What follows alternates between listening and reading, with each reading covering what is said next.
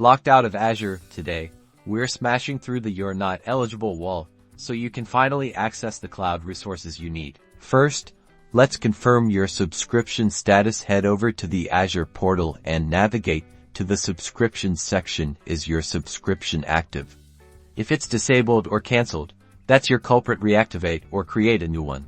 Next, double-check your account profile. Ensure all information, especially your phone number and billing address, is complete and accurate. Mismatched or missing details can trigger eligibility blocks. Click on your profile picture, then My Microsoft account, and verify every field. If your profile is perfect, it's time to contact Microsoft support directly. Head to the Azure support website and open a support ticket explaining the eligibility issue. Providing detailed information about your account and the error message will help them resolve the problem faster.